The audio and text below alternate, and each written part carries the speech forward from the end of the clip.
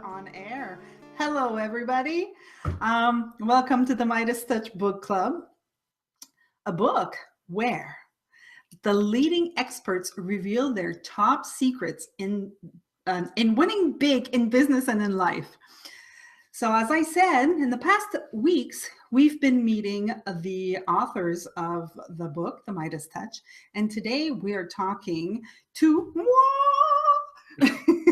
we're talking about my chapter that's called The Journey, My Journey in the Search for Happiness. And so today we're missing partners. They might show up, but I know that I have people that are listening in and I wanted to start on time. So here I am. Guys, I hope you're there. You might be listening on YouTube. And I'm going to introduce you to my colleague, Joshua Crabb. Hello, Jasmine. I am very pleased to be here with you today. Thanks. So you were saying off air that you've run my chapter a couple of times. Yeah, your chapter, it just rings so true about, the quest, the ultimate quest for happiness. And the fact that like how you went through your quest to find happiness it's not complex. It's very simplistic. And there's a theme I'm noticing with all of us throughout, all our talks, is that there's a theme with happiness and simplicity. Yes. So why don't you tell us a little bit about your chapter? I'd like to hear more than just the words that were on the page, but where did it come from within you? Or, is there something else you want to kind of share about it? My chapter is basically my life. it's how it showed up for me, because like I'm rereading it and I'm like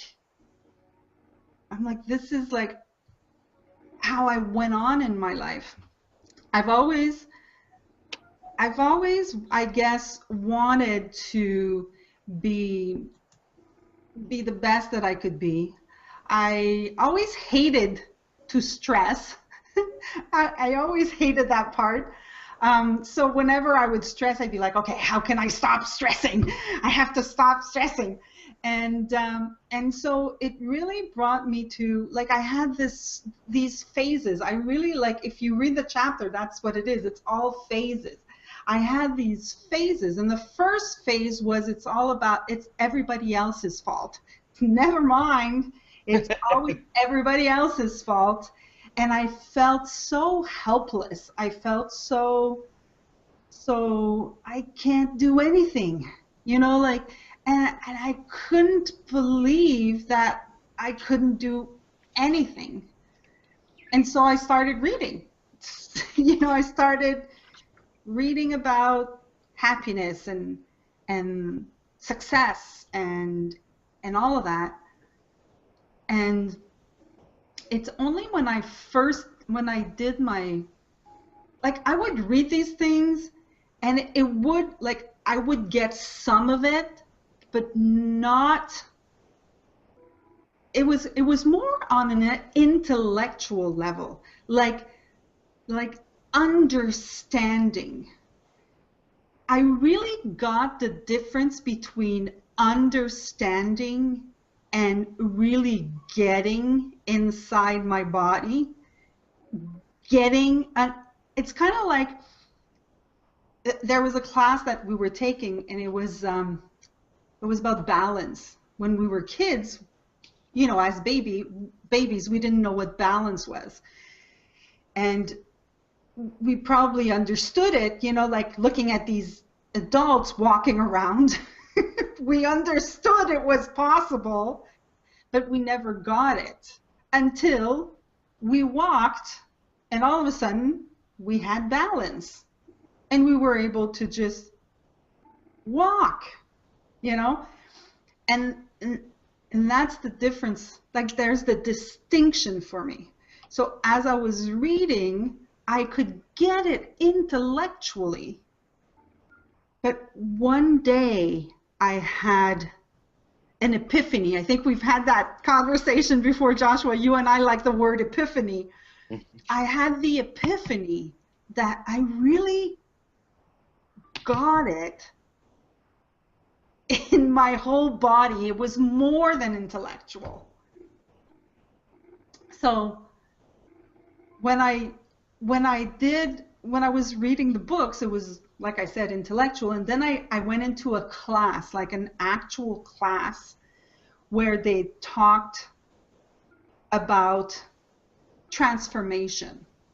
And transformation is, in that respect, in the spirit that I'm going to speak about it, transformation is everything is the same, but everything is different. And you just can't explain it. It's a feeling. It's just, you just know.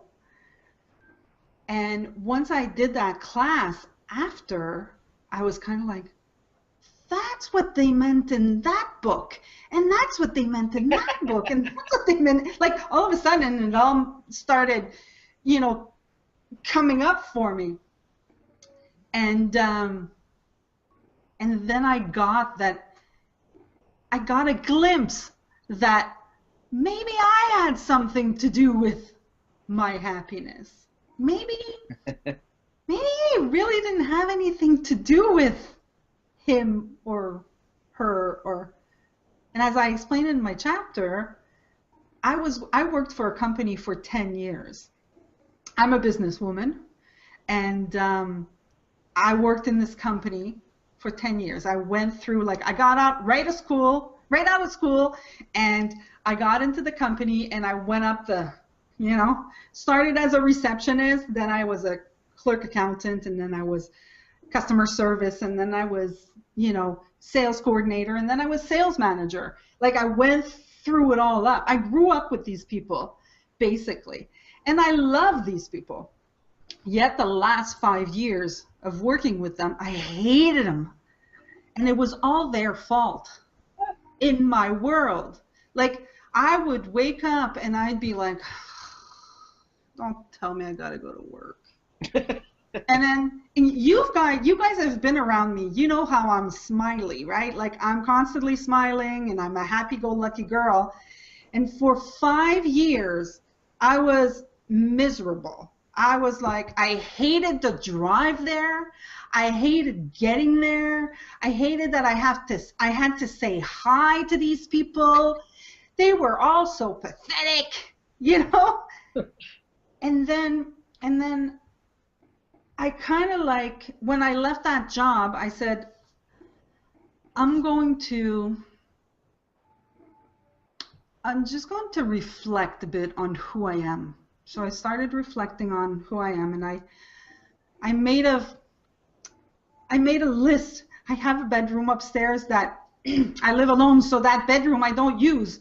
So the whole wall, I put, like, stickers. I was like, okay, so I'm a businesswoman. So this area of the wall, everything that I can do about business, I'm going to write. And then I'm like, okay, well, I'm also a singer. So everything on this, I'm going to write, you know, what I can do as a singer.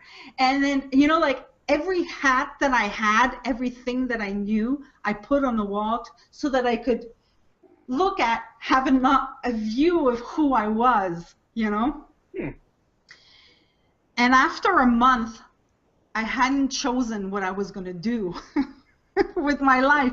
And now fear set in. And I was like, okay, I think I'm going to have to go get a job again, you know?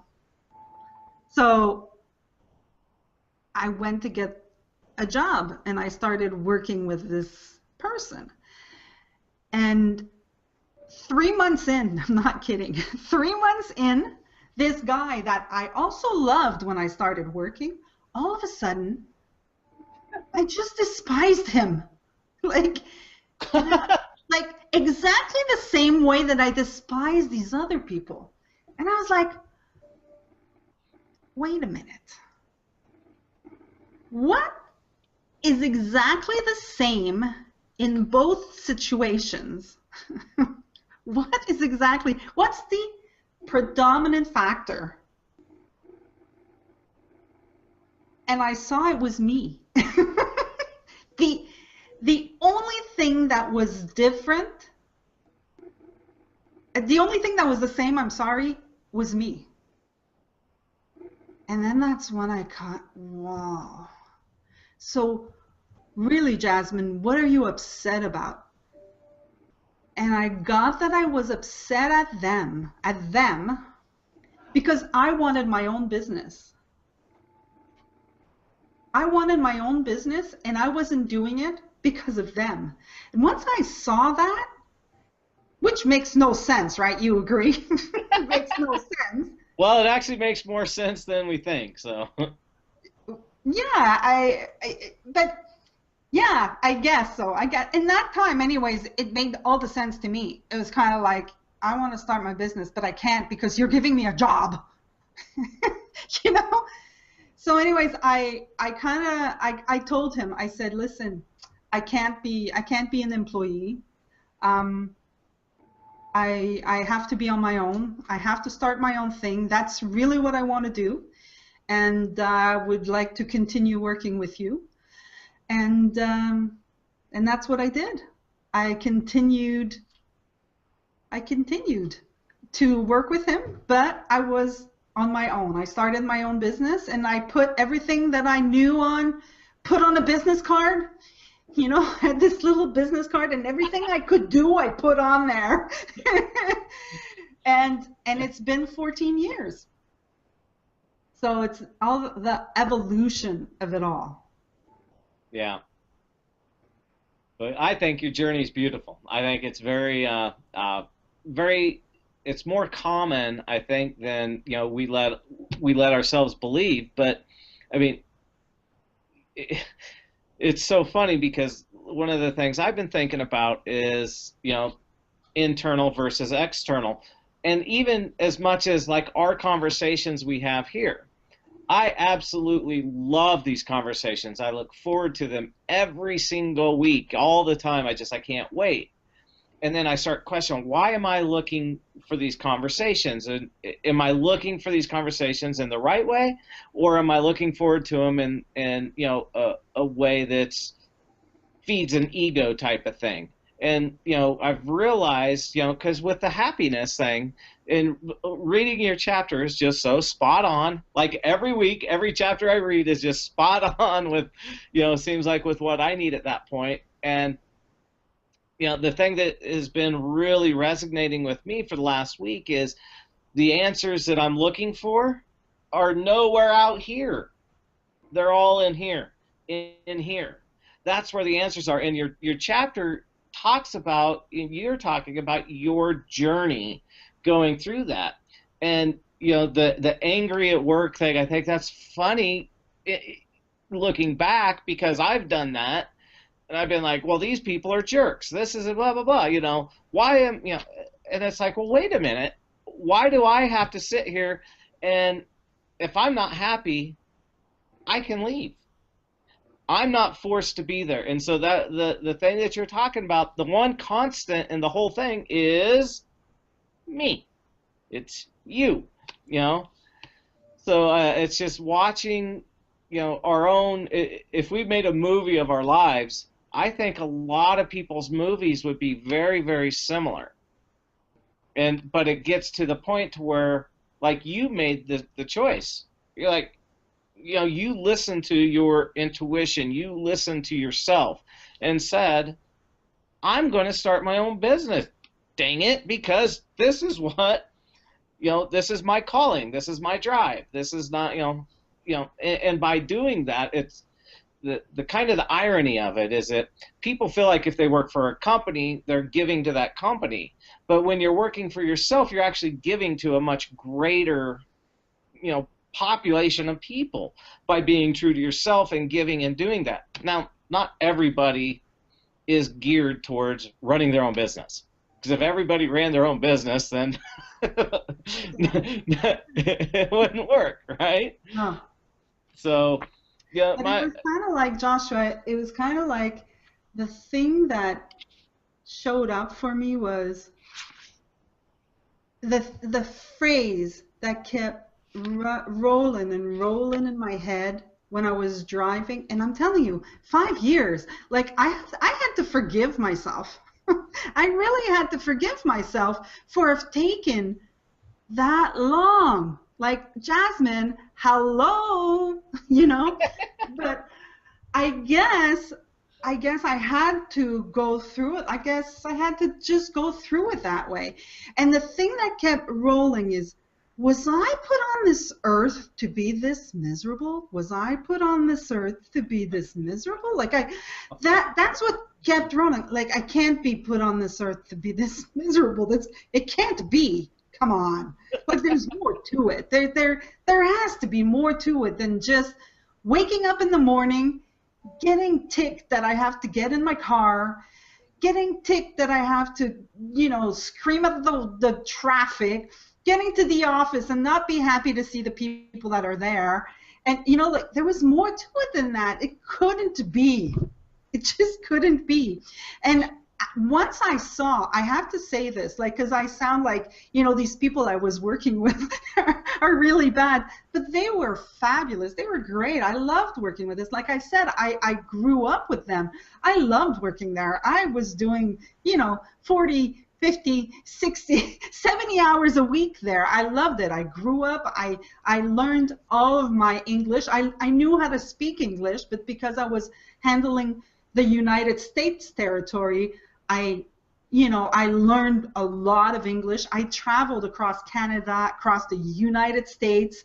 I learned that I can be dropped in Arizona, rent a car, drive the car from Phoenix all the way to Tucson, all on my own. I'm a big girl, man. Like, I would have never known that. And once I got that epiphany that, oh my goodness, what a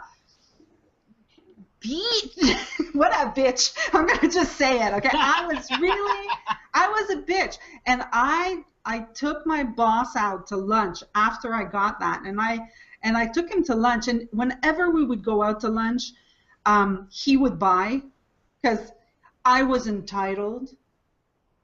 You pay, right? right. That's how it was. I'm so ashamed of saying it, but that's how it was.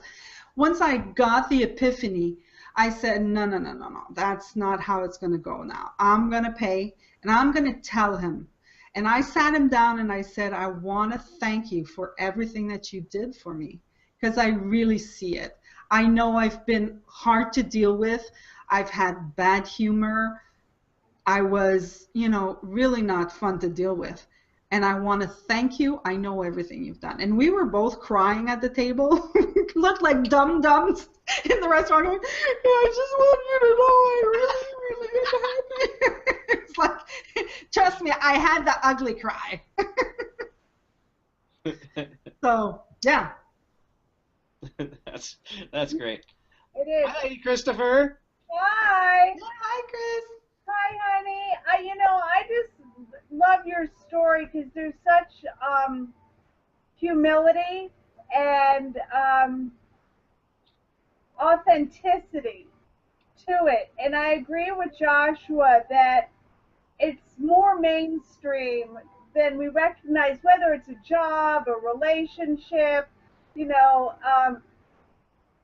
and you're just around during the day, if people, people who are just angry, they don't really recognize it's not the world outside of them. That's just reflecting back in many cases, but it so much comes from us. And I have this remembrance of 20 something years ago, and I could tell you where I was standing, and I was going through something, and I'm like, oh man, I wish I wasn't conscious, because there's no one to blame. I can only look at me, and this is hard stuff. Like, I can't point my finger, and this is going so many years back, and just going, oh, this is rotten. There's no one to blame but me, because that's right. The only one standing here with this perception, having this experience is moi. And it was, but I love it because once you get it, you know, it's so refreshing to be able to take full accountability, and it's so humbling, you know, when you are, because that's what keeps us humble, and that's what keeps us authentic, and that's what keeps us real. And it's just beautiful, and that helps us see everything else in love, because we know when we're not, there's something in us we're not seeing in love. So, you know, that wonderful authenticity and self-compassion. And you're right, Jasmine, you got to forgive yourself for being so hard on yourself, or being so unattractive. There'll be times, not so much anymore, but I remember a few years ago, I would be like, somebody would say something, and I heard what was coming out of my mouth, and it felt like a judgment, because it's the way it is, it's the way I've been taught. And I'm like, I have to excuse myself for a moment. I'm feeling this is very unattractive. I'm sure I'm going to come back with like an apology in a few minutes, but I got to get my head on straight. And it's just so beautiful, you know, because it really it defeats the ego, which is awesome. We want to disempower that ego, you know. And again, Jasmine, I just love your story. I just think, I mean, I have this pic, you know, it's hard because we love you so much and we love your smile, but I have, it's almost a cartoon figure of you going around. And it cracks me up. I mean, like, it makes me laugh. Like, I can't even imagine it, because you just radiate so much, you know? Thank you. Thank you. It's so funny because, you know, that cartoon was probably accurate. I remember when, like I said, I took this class. Okay, it was a class on transformation, and it really spoke to me. It really kind of like, yeah, it spoke to me, and I resisted. I resisted it for for a while, and I was definitely this. The type of person I was this.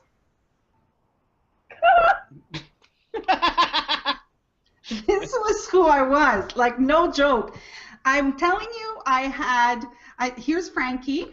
I had a line in like, you can't see any line in my forehead anymore. You can't even see, but I had a line here because I was constantly like this, like, because I was angry, and I was making some, you know, old stuff. What is it? What is the word I'm looking for?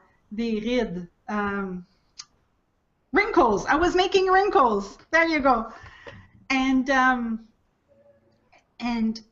it really, I don't know when it occurred. I really don't know when it all occurred, where this Jasmine showed up, but I like her way more than I like the other one. And I think that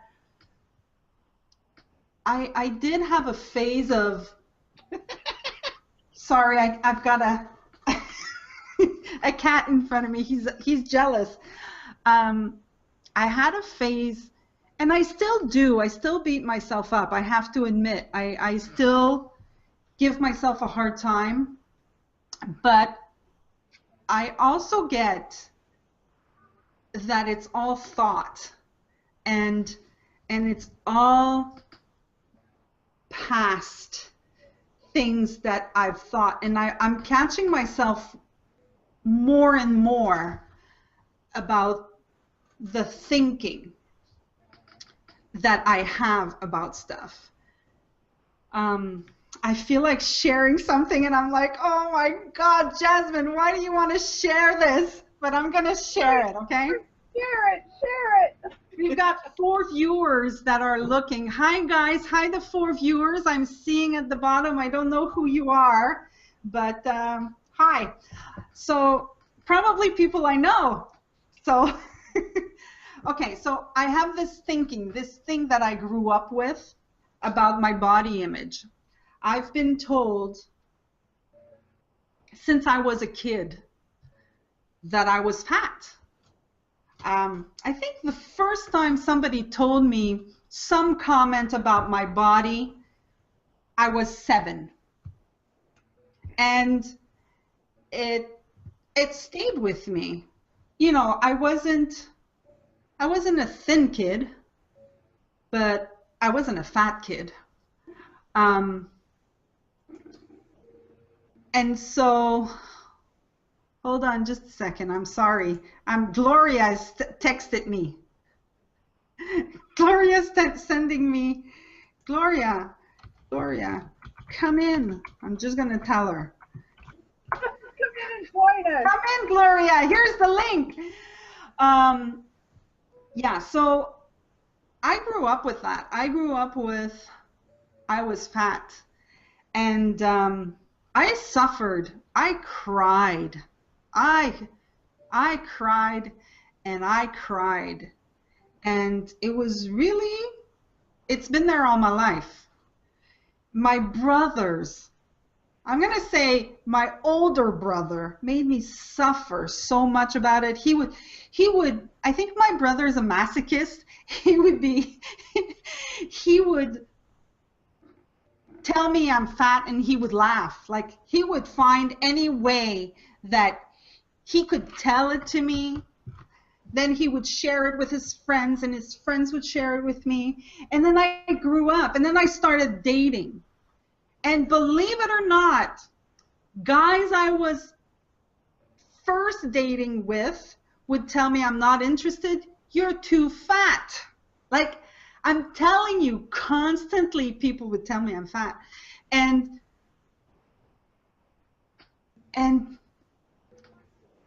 just lately, I should say just last week, just last week I had a conversation with someone about that. And I was saying, we're having a conversation about how thoughts, when somebody tells us something, we don't have to take it in and own what they're saying. So sometimes, you know, somebody can tell me, you know nothing about computers. And I'm going to be like, yeah, okay. Won't have any impact on me whatsoever, right? Because you guys know it's not the case, right? But somebody tells me you're fat, and I'm like, what? You know, like, now that I'm older, I don't cry anymore. Back when I was a little younger, I would start bawling. What I got out of the conversation is that it's not really the words, you're fat, that make me sad. It's what my thoughts do with that word. So the second that I hear you're fat, what I'm really hearing, and it's instantaneous, I want you to know, it's not like I sit there and I'm thinking about that. It's like I've been thinking about it for so long that the second I hear fat, all of those thoughts come in with it in a flash.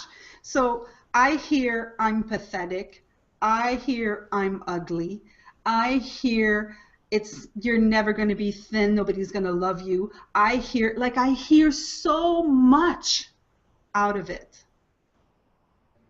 And I just saw that last week out of a conversation with somebody, because somebody was telling me, somebody was saying, my mom told me I was stupid all my life, so I think I'm stupid. And the coach was saying, it's not because somebody told you all your life that you're stupid, because you think you're stupid. You know, like, you took that and you ran with it. Like it's the truth. It was programmed in between the age of 1 and 6, so it became that reality. When you actually break it down, it's 9 letters put together to make 2 words. You know, you're fat. And just so you know, in hearing, because you're like, when I hear this, when I first heard you say what you were going to say, I was always told I am hot.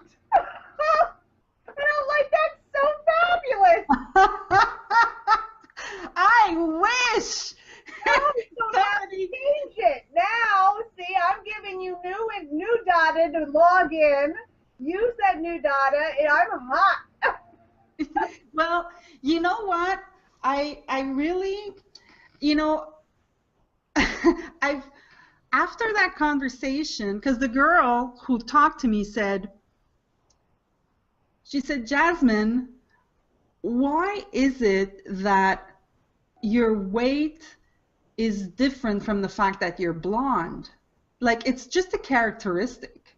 So you've got brown eyes, you've got blonde hair, and you've got, you're at a level on the scale where people are going to say you're fat, or you've got this body image thing. You've got this body, and it means nothing. That's what I got, that it was all of this stuff that I was carrying with me, you know? Like I was carrying that with me. Let me tell you, that stuff weighs a lot. It does. It does weigh a lot. And once you see it, then you can do something about it. But before this conversation, I didn't know. Like, and I've talked about this before. You guys have to understand, I've talked about this before. You know, I've addressed this. I've been wanting to know what the heck is my problem, you know? And I refuse to do diets because I really don't believe in diets. I think that I had so much thinking about it that starting to think of eating well was kind of like too much for me. I don't know if it makes sense, but that's how it showed up. That's how it was for me. But you know, sweetheart, it's so pertinent. That was so empowering for you to share, and I know we're happy you did.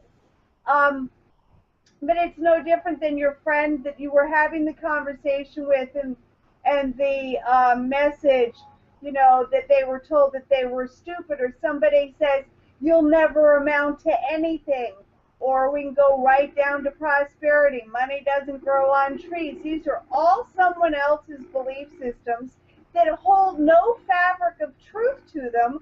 Only we in our thoughts bring truth to them and bring them to life. But when it's repeated, guess what? We become that. That's that whole idea of unwinding that and deleting it, and whatever you use, tapping, I love you, I am sorry, please forgive me, thank you, of course, you know, hypnosis tapes, subliminal tapes, positive affirmations, and it takes work, and all of a sudden it becomes uncomfortable for someone. Let's say they get a compliment at the job, and then they mess up like 4 times because they're not used to it, because they were told they'd never be good at anything, right? Or, you know, you have a hard time taking a compliment because you were said that, you know, you have this negative body image, and you're told, wow, you're beautiful, and you're like, oh, go on, you know, like, no, come on, that's not true. And, you know, it's like starting to own it, and when we start to own it and say, wow, thank you for that compliment, or thank you, I've been working really hard at work because I know I can succeed, it's uncomfortable, right? Because we're actually changing our data, our response to it, and now our reality. And I always tell people, you know, we have the transformation of the butterfly, and it goes in the chrysalis, the caterpillar goes in the chrysalis, and then it comes out. It's this beautiful butterfly, right? But I always tell people, I always ask people, how comfortable do you think that caterpillar is when he's transforming into that chrysalis? Like that is like he's completely transforming everything. Like he drops his skin, and I don't think he's real comfortable, you know. But he allows the flow, and then look, the scenery is the same, but now he's this beautiful butterfly, and he gets to look at it from all different perspectives, and it's fabulous. And I think you're fabulous, Jasmine. Thank you. I'm happy that you talked about owning it, because one of the things that I did in all of this is owning the fact that I had bad thoughts. Like, you know, it's funny to say, but honestly, that was one of the things that I would hide. Not just to others, but to myself. Like, I wouldn't own them. I wouldn't, like, yeah, I just, it was kind of like I was rejecting some part of me. And because I was rejecting this part of me, I was not being me. So accepting that I could have those thoughts and I didn't have to act on them. I could just say, oh, look, here I go again, you know, and just be like, yeah, but I don't choose to go there anymore. You know, I used to be very angry, and I used to be mean, and I just don't do that anymore. And I was angry and mean because I wasn't owning myself. You know, I wasn't owning every single part of me. And more, the more I get older, or the more I work on myself, the more I talk with people like you about stuff that matters and stuff instead of stuff that doesn't matter, the better I feel. Well, I think it's listening and stuff too. There's a lot of things that as we talk about this, just like, you know, what Christopher said, things start popping into my mind, and I remember, you know, start remembering things and stuff too. And acknowledging this is huge. I mean, that's what, you know, we as a person to grow and release, we have to acknowledge what we need to grow and release from. And then, you know, one thing that there's a word that Christopher said that is, it's kind of like my mantra. It's like allow. You've got to allow it. Allow it to go. Address it. Hey, you know what? Thanks. You know what? I understand where this thought process is coming from, but I'm just going to go ahead and allow you to leave. I don't need to address you right now. You're fine. Thank you for stopping by up here, but you're just here. Now you're gone. I love you. I love me. You know, those types of things. And there was something that, it was one of Joe Vitale's workshops or something. I'm trying to remember where it came from. But it was about mirrors. And you can look, if you go into people's houses, that you could tell a lot about them by the number of mirrors that they have in their house. Because a lot of people don't like what they see in the mirror, whether they think that they're fat, or whether they think they're ugly, or they have a lot of self-loathing type of thing. They remove the mirrors because that way they don't have to look, or they just don't have them, and they're not looking saying, I love you. So, you know, one of the things that I've told, you know, people, and I tell myself, is look in that mirror. Look, like really, really look at yourself in that mirror, and you tell yourself, damn it, I love you. And I really, really love you. And then all these other things, are just things. They're just words. And that's all they are, is words. And the words just kind of dissipate. They go away. And you start to realize that, well, these are just words. And the people, and go a little deeper, the way I approached it, I was very emotional. I'm a very emotional person. That's who I am. I tried to stop that for so long in my life, and it was torture on myself to do that. Then I realized I'm emotional. If you don't like it because I'm emotional, that's not my fault. That's on you. That's not on me. And when you start to go through this process of the reprogramming and the really loving yourself, and Jasmine, you are a beautiful soul. Oh my gosh. Oh, That person, this one, that was never you.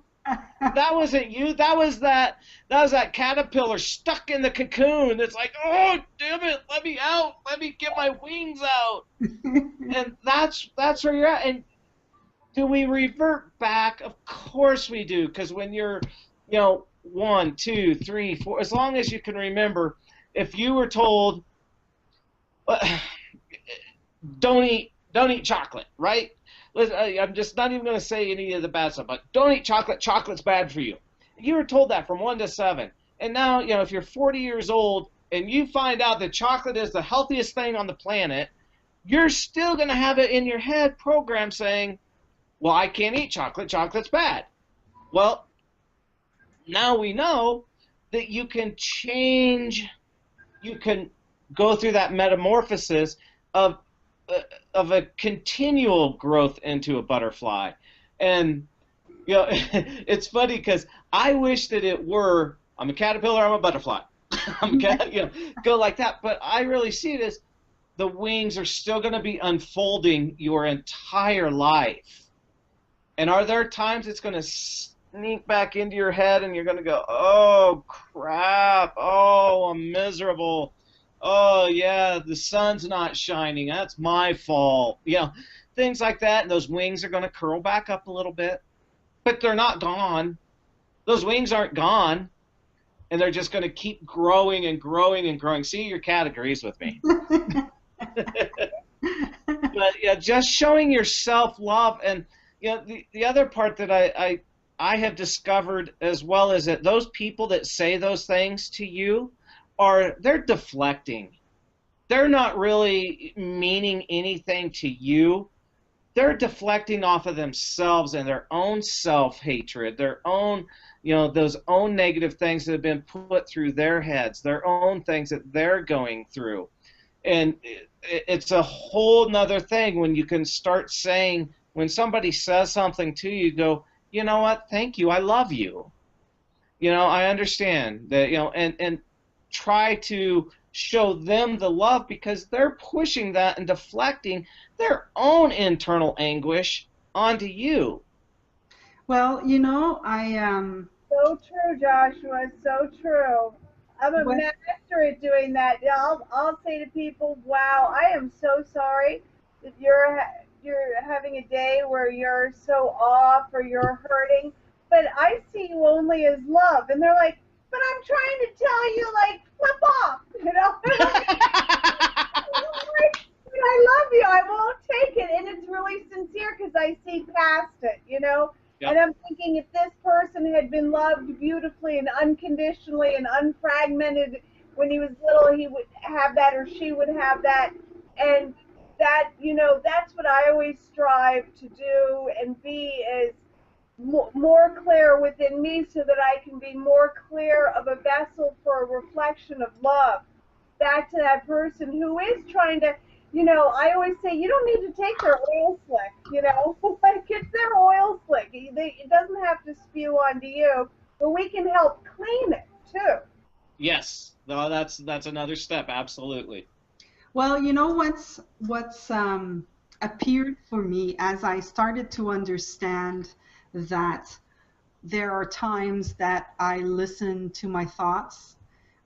I believe they are all true. Since I've I've gotten that, and that's actually a principle. It's a principle that everybody does it. Everybody gets these thoughts that they believe.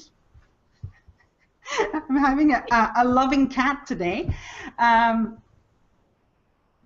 soon as I got that, I was able to be more compassionate towards people now.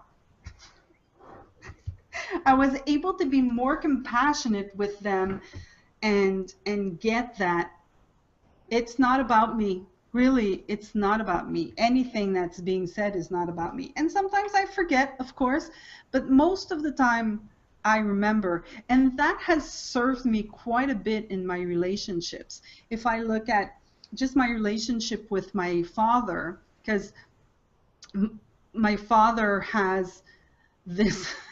Can you see this? Yeah. The cat's playing with the necklace. My father, you know, I used to argue with him a lot because of the stuff that he would say that would generate a lot of thinking on my end. And now it doesn't generate a lot of thinking, and I'm noticing that he's got a lot of thinking. And that has allowed me to let him be. Like, because before I'd be like, oh, is he going to stop being angry? Why is he talking like that? Why is he saying it like this? And why is he doing that? And why is he... Well, he's doing what he's doing because he is who he is, and that's it. There's, you know, he can do whatever he wants. And I get that I love him, where in the past, all that thinking that I believed, not that I didn't love him, but I didn't like him. You know, like I didn't like the things that would occur around him. Now I'm just like, he's my dad and I love him and it's fine. You know, everything is fine. Just like my mother, and so I feel free. You know, I feel like I'm the one in charge. I'm the one who reacts. I'm the one who says what I say, and it's not anybody's fault. And so my relationships with others are better. Beautiful. Yeah. So, and what I also got, which is coming to me, is that it also occurred inside conversations. Like, I had to dare to say what was there for me. I had to dare, you know, once I accepted that I had these thoughts, I had to dare to let them come out of my mouth in front of somebody else. And that has helped me quite a bit with validation and perception. You know, I could, like right before we talked, actually, right before we went online, Joshua and I were talking about my dog, and we were talking about, I was just like, I see him a certain way, and I wanted him to look at him so that we could have a conversation about his perception, just to see the difference, you know? And it all occurs inside a conversation. I remember back when I was working at that company for 10 years, I wanted to write the best letter possible. I wanted to find the way that I was going to type something and have the right words so they could get my emotions. And, you know, like, because I was in sales and I had to, you know, I had to be able to manage a large amount of people, and that letter had to be perfect so that all these people could understand what I wanted to say. So I wanted to reach as many as possible. Now, I want to talk to people as much as possible. Now, I had this shift where I'm like, everything occurs inside a conversation. Because when I read something, well, I'm reading it with my tone of voice. I'm reading it with my background. I'm reading it with my stories. And if something occurs in what I'm reading, I can make up whatever I want to make up. But when I'm talking on the phone or I'm talking face to face, I can go validate. Wait, did I just heard this? Is that what you meant? And then something new is created. And I think that's also awesome. So talking, like I suggest to anybody to just talk to people, say the real stuff. Like how many times are we just, okay, how am I going to say this so that this one's not angry, but I want to know. And like, you know, once we're caught up in the how to say it in the proper way so that we won't, it's like. Fortunately, I am known for not having that problem. That's great. I know, but however, you know, it's practicing communicating your authentic truth without fear how it will be received. So you're not attached to an outcome, but you're more working on your truth. And, you know, it's people always will be, you know, I get invited everywhere and we know I'm reclusive. And I had one gal really pushing me to go to her art opening. She's a fabulous artist. And she says, you can come. And I said, I might.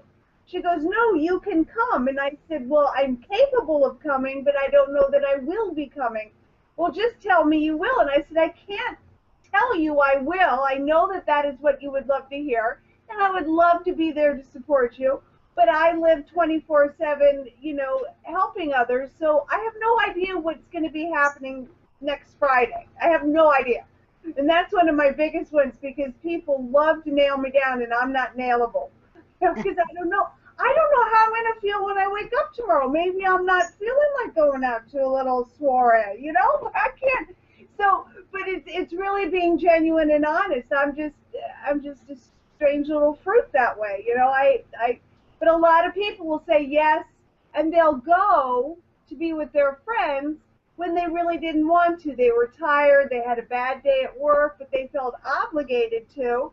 And so now here's my question.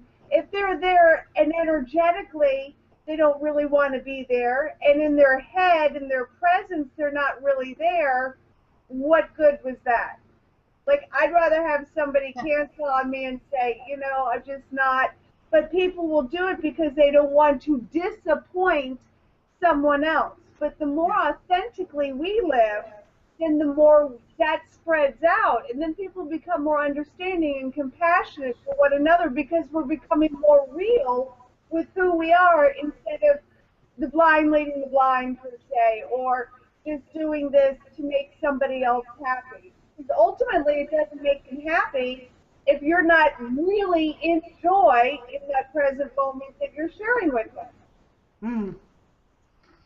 Hey guys, I have a question. See, I activated the Q&A section.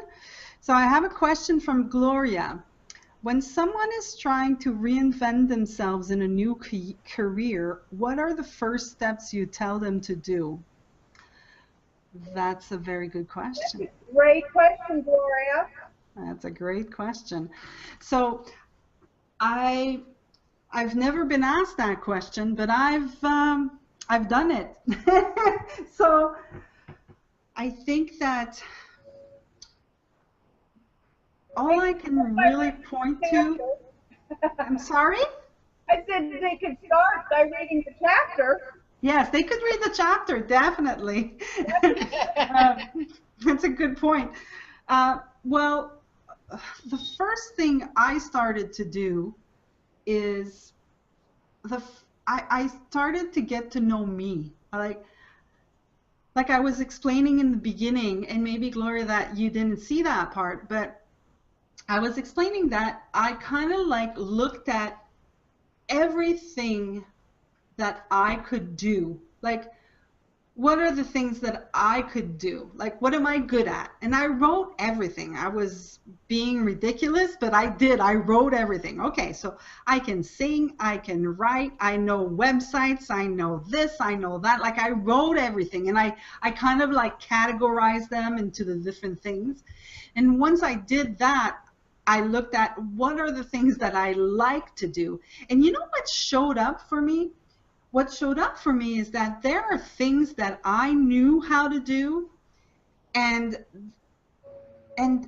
once I saw I knew how to do them, I didn't have to do them. I don't know if it makes sense, but it's kind of like there were these things, like I'm going to say doing websites. Okay, I knew how to build websites, and I put that on my business cards in the very beginning.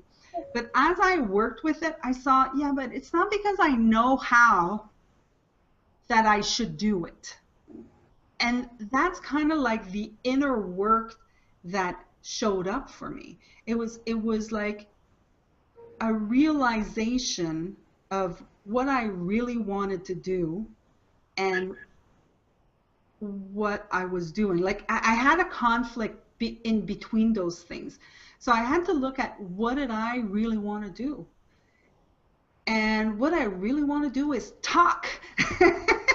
I want to talk with people so that they could get that they already know everything about themselves. They already know this.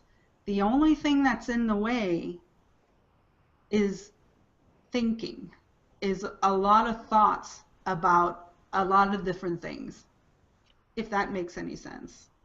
Yeah, I'd like to add a little bit to that too, because you hit on some very key points. I think one of the first questions to ask is why.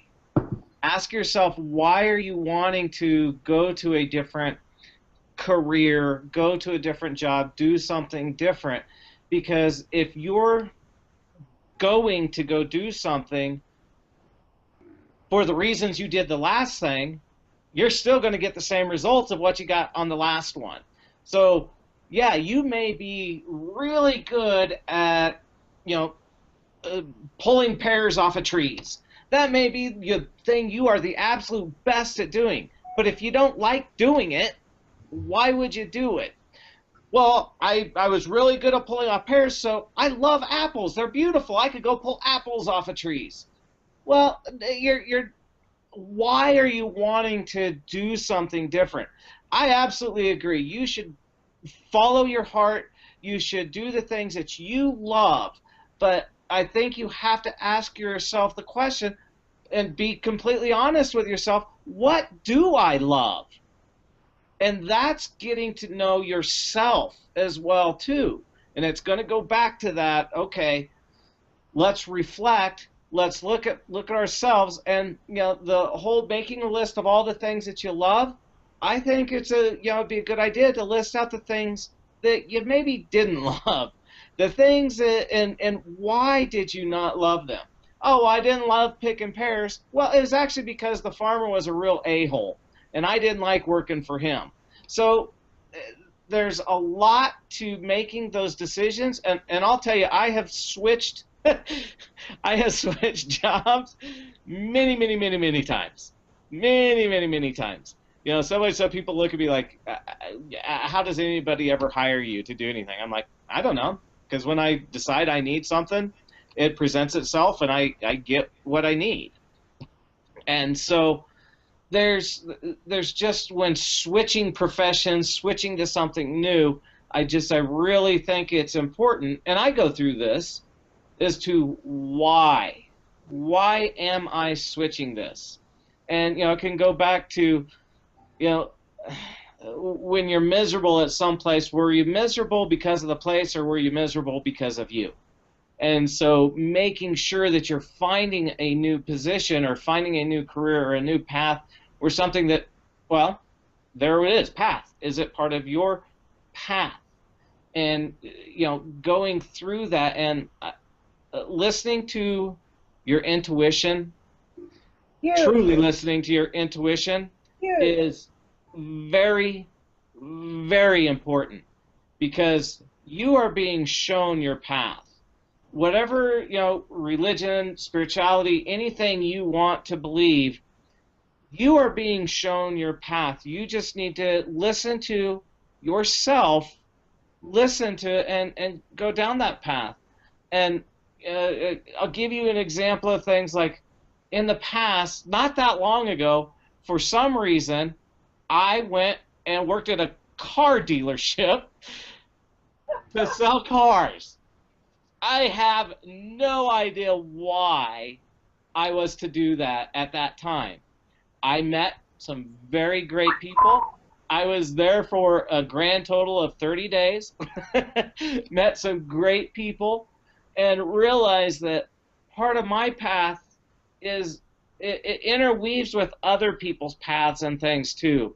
So if you're doing something and you're saying, well, this isn't me, this isn't the right thing for me, well, trust yourself, first of all, but second of all, don't blame yourself for doing something, because whether it was your path, you are on a path, and that path is behind you now. So beating yourself up over something that happened in the past doesn't make any sense. So following down, I love the idea. You list things out. What do I love? What do I want to do? Obviously, Jasmine, I'm right there with you. I love to talk. I love to talk. And a quick little personal note on that is that this other company that I'm contracted for right now, I laid out, plans for, running the division and things like that. And part of those plans were we need to have a weekly phone call where we discuss things happening. Well, I got told by the CEO that, oh no, everything's got to be an email. I don't have time to do a weekly call. Well, okay, good for you. Good luck with your company, because that's not how whether it's personal, whether it's business, whatever it may be, the art of conversation is something no one should be afraid of. And, I'm circling this back around because it is very pertinent to what Gloria is asking about too, but you have got to be able to at least participate in a conversation, because you will put emotion into any email, any letter, anything you write. You will read emotion into it. Not saying you put emotion into it, but I may receive an email from Jasmine and be like, God, geez, Jasmine, why do you gotta be so mean? When in Jasmine's perspective, she was just being matter of fact and laying stuff out, and there was nothing behind it. Now, could Jasmine and I had a conversation, a very quick one? Well, probably not with the way the two of us are, but could we have had a conversation that said, hey, are you able to do this, this, and this? Sure. Boom, we're done. Yeah, there's a lot of, there's a lot of misunderstanding. There's a lot of room for that in emails, especially text. And I think one of the greatest things in business is face-to-face, one-on-one. Go out and speak to people. Get feedback. Look at the other people in that area of whatever you're looking at, and as far as applying for work, and be patient. I have so many clients that I step through their branching off into something new, and first of all, a lot of it's getting over fear, right? So that's when the list, like Jasmine, you were saying, really helps. Fear of change, the fear if they can do it, or will they make enough money doing it, or, and then it's sort of, I love, Joshua, what you said so much. That intuition is so important. But everybody wants everything really fast. And so you've got to learn how to be kind, loving, and patient with yourself as you go through the process of reinventing yourself into, your own business. Because a lot of people say, I just had a client call last week. Well, we tried this, and I think we're going to close it down. I go, you tried it for a month, and you're not losing money. You're covering the salary of the person working it. So that means you're making money. So I said, that's better than most people who open a business in the first year. Okay. So there's a lot of, write your list, patience, intuition. Don't expect it right away, but listen to that intuition. Listen to that flow, like, oh, so, and don't box yourself in. This is what I'm looking at, and this is what I'm creating, and I know I can create it, and it's going to be bigger than I can even imagine it to be. Yeah, and like we talk about listening to our intuition, and I'm aware that we passed the hour now today, so I think we're gonna have to close up. For our friends here. An hour for the wolves, could you say? So, but when we're talking about intuition, I know that it's something that's not easy to identify. Like, yeah, but like I know somebody that's listening to me right now that's probably going, yeah, but how do I know it's my intuition? There's this kind of thing that we don't know. And I think that simply put, your intuition is the feeling you're feeling in that moment. So if you're feeling bad about it, or if you're having some uncomfortable feeling about it, I think that that's your intuition telling you, don't do anything right now. Like, whatever you're doing, just don't take any action.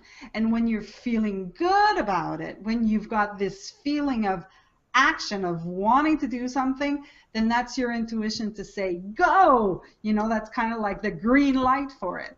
So that's how I go. That's how I play with it. I don't know how you guys do it. I just listen. I move forward without any, and it's hard though, because you're right. You got to release that fear and that doubt. But fear and doubt is self-created. So if I'm hearing, you know what, you're going to write a book. You're going to be part of something huge in writing this book, right here. You know what? If I listened to my fear and my doubt, then I never would have done this. I never would have met you guys. I would have been, doing what I did. But it's one of those things. It's a leap of faith, but it's not. You're not alone in your leap of faith. You're actually. I don't even particularly care for the phrase leap of faith, but it's something people understand because you're actually being guided. It's like being lifted off the cliff and set down on the, on the pathway you're going down. So the leap of faith part of it is a leap of faith away from your own fear, your own doubt, which is something that had been programmed into you for ages and ages and ages, and it's a matter of releasing it. And the one thing I would say too is that if you have this idea that comes to you, and it's like, I'm going to switch careers, and you have that idea, and then all of a sudden you get scared. You need to ask yourself, why am I scared? What is causing this? Is this my own ego that's causing this? Am I worried somebody's going to make fun of me if this fails? Oh God, I might fail. So what? So what? By failing, you learn so much, and you never truly fail. Well, what did Edison say about the light bulb when they asked him, how did it feel to fail 100 times before you got the light bulb right? And he said, no, it just took me 100 tries to figure it out. Yep. Yeah. Well, and they talk about, I see these articles all the time that says, the 7 most important things that highly successful people think about and do. The articles are interesting to me, but I don't see it as these are the highly successful people, because we are all highly successful people when we allow ourselves to be that way. So when you read those articles and you see those things, because they're everywhere, you are part of that. You are a highly successful person. Gloria, you're very highly successful. You know, just when you're moving out and you're doing things, just know that. Trust your intuition. When you have your fears, when you have your doubts, write down why. Why am I having this fear and doubt? Is it something that came to you that you didn't even think about, or was it something that was part of your programming from the past? Because you're right, Jasmine, when you're going forward and you're seeing all these red lights, all these, blockades coming up, there's probably a good reason that you should wait at that point. But if you are creating those, then that is something that you need to look and release. Right, and what would be really helpful, of course, we'll get back to the basics of all of this, is when those come up, stop. Just like Joshua said, stop and say, okay, wait a second, that's not going to serve me in creating anything fabulous in this moment, so let me just stop. Let me just clear them, release them, tap them out, whatever, recognize them if I need to analyze them. Don't let them run wild, bring them in, reel them in. Hello, what's your name? Where'd you come from? You're released, okay? You're banished from my kingdom. I don't have rental space for you right now. I'm creating something else, okay? Like, no apartments up here available right now.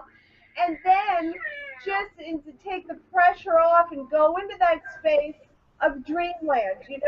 A lot of my work has to do with dreams, and we're always in a dream, whether it's right now, when we're asleep, when we're meditating, when we're visualizing, and it's a very powerful time. And just sort of breathe into a small meditation and go into the visualization and the feeling of what would it feel like if that you were living this highly profitable, prosperous, successful, new venture. What would it feel like? What does it look like? What are the emotions? I always go into gratitude with, oh, Miss Percy, finally. I always go in gratitude with that because I'm like, oh my gosh, then I'll have to employ someone, which will be fabulous because they're going to get money and they can take Christmas presents home or to their family or whatever, do extra things. So it's always fun. I always, I like to wrap it all up with, get it all into one neat little thing. And that's really fun because you sprinkled it with gratitude, you visualized it, you felt it. You've literally changed the vibration in your body when you went on that little journey from fear back to excitement.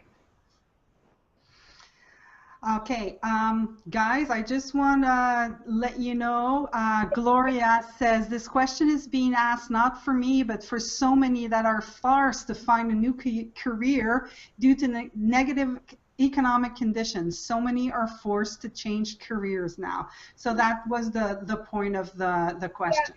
Yeah, I intuitively felt that that's where she was coming from. She was asking not for herself, but for many, many. And I hear that all the time. But, as I tell people, money is money, but it's energy. Abundance and prosperity is energy. And, yeah, it is economic times, but you can buy in and own that reality or create your own reality that you own. And it takes work. It's not McDonald's. You're not going to go, not many people are, probably Joe is, but presto manifesto, like I'm going to create it and in the next minute it's created because so many people are still clearing the subconscious negative beliefs, the lack of self-esteem, the lack of belief in themselves, the fears, the out there world of the economic crisis or whatever is going on in that world. I don't know. But it's steps, and I think even in Gloria's questions, what steps you would take, and to be patient and kind through the steps. And I think Jasmine just starting with the list is so fabulous. But Joshua brought in a lot, the intuition and so much, and releasing, don't get stuck in the fear. There's just so much, and it's hard to, we've already gone way over, wrap it up because it's an ongoing conversation, because each one of these little aspects have like a full day seminar around them. You know, we probably throw 20 out there. Yeah, I think that we could definitely, those of you who are listening and those of you who will listen in the future, if you have any questions, if you have anything that you'd like us to discuss, it would be fun if you guys could just put comments and let us know, because we intend to create these things and answer your questions. If you want to ask me specifically a question, I created a page, a Google Doc, where you can go ahead and ask your question. It's at Ask Jasmyne. You see my name here, Jasmyne. AskJasmyne.theinspirist.com. When you go there, and I'll put the link inside this event, and you'll be able to go ask your question. I want to say next week we have Gloria J. York, who is also a co-author, of course, and she will be with us next week. We will be clarifying the problems that we had. We talked yesterday. I don't know how come she wasn't able to talk, so I can't wait to talk to you again, Gloria, to find out. I'm just going to read her last questions. There are things some might suggest take a job that might be beneath your abilities, but at least it is providing a salary. And also, you never know who you will meet that may offer you a position within their companies upon meeting you and see you work. It's all about networking and constantly putting yourself out there around many people as possible. So that's what she was saying. Yeah. I also want to come back to the intuition thing. I want to share one last thing before we leave, which is the nature of thought. So the nature of thought is that it disappears. So if you're ever feeling, your feeling comes from your thought. So if you're feeling anxious and you're feeling stress or you're feeling fear or things like that, it's because there's a thought or multiple thoughts that are going on right now, and they are generating this feeling. And if you can be with that feeling, just be with it. Don't give it any energy. And when I say don't give it any energy, I mean don't feed it. Don't go, I don't want this. I don't want it. Go away. How can I make it go away? That's just giving it more energy. Just let it be. Notice where it is. And it will dissipate. If you think, if we think of it, okay, let's say we go to a show and we're going to see Justin Timberlake, and we went to see the show and we came back and man, Justin was so hot and he was so great. So that's the next day, right? The next day right after, it's like, oh my God, Christopher, he was awesome, right? I can't believe it. And then the next day you ask me, and I'm like, yeah, he was great. He was awesome. I really liked him. And you ask me again in 6 months, yeah, I love that show. That's the nature of what happens to us as human beings. We get these things, and some of them are intense, and then all of a sudden they stop being intense, and then they just fizzle. That's the nature of it. So if we can be with the fact that when we're having a stress and we're having some fear, we can be with the fact that, okay, that's a thought. It's not going to do anything with it. It's going to go away. It will go away. And then you'll be able to think properly and clearly after you've let it go. So that's when I say, if you're feeling, don't do anything, because you're just going to add to it. Just wait till it passes, and then you'll have a clarity inside. Okay? So that's it. Any final words, guys? I gotta run. I love you guys. Thank you. Love you, ladies. Mwah. All right, love you guys. Love you. Take care. Thank you, everybody, for showing up. Can't wait till next week.